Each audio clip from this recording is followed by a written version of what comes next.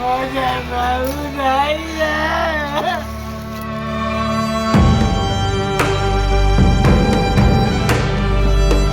ଘର ଅଗଣାରେ ଛାତି ପିଟି କାନ୍ଦୁଛି ମା। ମାଟିରେ ଦରାଣ୍ଡି ଦରାଣ୍ଡି ତା ଗେହ୍ଲା ପୁଅକୁ ସେ ଖୋଜୁଛି। ଆଖି ଆଗରେ ଭାସୁଛି ଦୁଇ ପୁଅଙ୍କ ମୁହଁ, ହେଲେ କାନିରେ ଫଟୋକୁ ଆଉଁସି ଦେବା ଛଡ଼ା ତା ପାଖରେ ଆଉ ଚାରା ନାହିଁ। କାରଣ ଦୈବ ତା ମା ପଣିଆ ସହ ଖେଳିଛି ଖେଳ।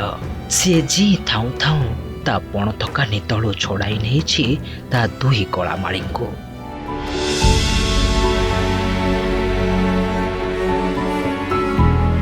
ଏପଟେ ସ୍ଥାନ ପାଲଟି ଯାଇଛି ବାପା।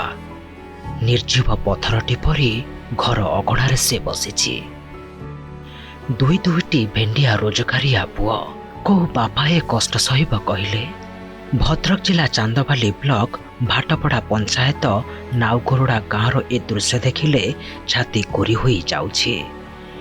ଦିନେ ଯେଉଁ ଘରେ ଦୁଇ ପୁଅଙ୍କ ହସରେ ପରିବାର ଫାଟୁଥିଲା, ଆଜି ସେହି ଘର ଖାଁ ଖାଁ।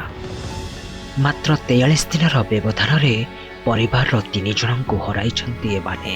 ପ୍ରଥମେ ପରିବାରର ମୁଖିଆ ତଥା ଜେଜେ ନକୁଳ ସେଠୀ, ପରେ ସାନ ନାତି ନବ ସେଠୀ, ଆଉ ତା ପଛକୁ ସାଙ୍ଗ ହୋଇ ଚାଲିଗଲେ ବଡ଼ ଭାଇ ମଳୟ। ଇଏ ଖାଲି କହୁଥିଲା, ବୋଉଲ ତୋ କାନ୍ଦ ମୁଁ ସହି ପାରୁନାହିଁ, ତୁ କାନ୍ଦ ନା ଲୋ ବୋଉ, ମୁଁ ଅଛି ନା, ତୁ ନବୁକୁ ବୁଲିବାକୁ ତୋତେ ପଡ଼ିଗଲ ବୋଉ। ମୁଁ କହିନି ହଉ ମୁଁ ଭୁଲିଯିବି, ତୁ ଆଉ କିଛି କହନା ମୋତେ, ତୋତେ ଦେଖିକି ଭୁଲିଯିବି। ତାପରେ ତ ଭଦ୍ରକ ଯାଇଥିଲା ଆଉ ଫେରିଲା ନାହିଁ ରେ। ଖାଲି କହିଲା ସାଥୀ ନୁହଁ କେବଳ ଭାଇ, ଏଇଆ କହୁଥିଲା, କାନ୍ଦୁଥିଲା। ବୁଝେଇଥିଲି। ତାପରେ ତ ଯାଇଛେ, ତାର କ'ଣ ବ୍ରେନ୍ ଷ୍ଟ୍ରୋକ୍ ହେଇଗଲା, 3ଟା ମୁଣ୍ଡ ଗଲା 2 ମାସ ଭିତରେ। ଆଉ ଏରେ 2 ପୁଅ ଭିତରେ ତାଙ୍କର ଚଳାନ୍ତି। ବଡ଼ ପୁଅ ଇଏ ତାର ଗାଡ଼ି ଫାଡ଼ି କରେ, ପରିବାର ଚଳେ, କେତେ ଆବଶ୍ୟକ ହୁଏ ତା ଭାଇକି କୁହେ, କ'ଣ କରନ୍ତି ସେ ତାଙ୍କ 2 ଭାଇଙ୍କ ଭିତରେ ତାଙ୍କର ଯୋଗାଯୋଗ। ଆମର ଗୋଟେ ଖାଉଥିଲୁ ବସୁଥିଲୁ କାମ ଧନ୍ଦା, ଆମେ କଷ୍ଟ ତ ନିଶ୍ଚିତ, ଯାହା ହବ ଜଣେ ଉପରବାଲା ଅଛି। ଜେଜେଙ୍କ ମୃତ୍ୟୁର ମାତ୍ର 22 ଦିନ ପରେ ଦୁର୍ଘଟଣାରେ ଚାଲିଗଲେ ସାନ ନାତି ନବ ସେଠୀ। ତାଙ୍କର ଗୋଟିଏ 5 ବର୍ଷର ପୁଅ ଏବଂ 1.5 ବର୍ଷର ଗୋଟିଏ ଝିଅ ଅଛନ୍ତି। ଏ ଦୁଃଖ ନ ସରୁଣୁ ପୁଣି ପରିବାର ଉପରେ ପଡ଼ିଲା ଆଉ ଏକ ଚଡ଼କ। ଅଗଷ୍ଟ 4 ତାରିଖରେ ଆଖି ବୁଜିଲେ ବଡ଼ ପୁଅ ମଳୟ ସେଠୀ। 23 ବର୍ଷ ଧରି CRPFରେ ଯବାନ ଭାବେ କାମ କରୁଥିଲେ ମଳୟ। ହେଲେ ବାପା ଓ ସାନ ଭାଇଙ୍କ ମୃତ୍ୟୁ ତାଙ୍କୁ ଭିତରୁ ଭାଙ୍ଗି ଦେଇଥିଲା। ମାନସିକ ଚାପରେ ଅସୁସ୍ଥ ହୋଇ ମେଡିକାଲରେ ସେ ଭର୍ତ୍ତି ହୋଇଥିଲେ। ଶେଷରେ ସାନ ଭାଇଙ୍କ ମୃତ୍ୟୁର 21 ଦିନ ପରେ ମେଡିକାଲରେ ତାଙ୍କର ମୃତ୍ୟୁ ହୋଇଗଲା। ମଳୟଙ୍କର ଗୋଟିଏ ପୁଅ 13 ବର୍ଷର ଏବଂ 8 ବର୍ଷର ଝିଅ ରହିଛି। ଘରର ପରିସ୍ଥିତି ବହୁତ ସାଂଘାତିକ। କେମିତି ଚଳିବେ, କ'ଣ କରିବେ, ସରକାର ସାହାଯ୍ୟ ଯଦି କିଛି କରେ।